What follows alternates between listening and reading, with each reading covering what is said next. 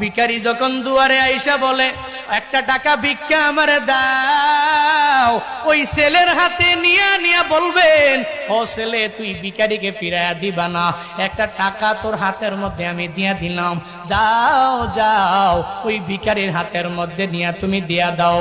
আপনার মাধ্যমে আপনার ছেলে শিখবে, মৃত্যু পর্যন্ত ভিখারিকে ধমক দেওয়া শিখবে না। যত বড় যাই হবে না কেন, যখনই ভিখারির সামনে হাজির হয়ে যাবে, আপনি বাবা যদিও নাই, কিন্তু বাবার কথা যখন মনে পড়ে যাবে, আমার বাবা আমারে কত মায়া করে করে আমাকে সঙ্গে নিয়া ভিখারিকে তারা দেয় নাই, ওই ভিখারিকে কত কষ্ট করে চলতো আমার বাবা, এরপরেও আমার বাবা আমার মাধ্যমে ভিখারির হাতের মধ্যে একটা টাকা দিয়া দিল, আমি আজকে তারে ফিরাইয়া দিতে পারি না। নিজেও শিক্ষা দেওয়া লাগবে, নিজের ছেলে মেয়ে সবাইরে শিক্ষা দেওয়া লাগবে, মাজলুমের পাশে দাঁড়ানো লাগবে।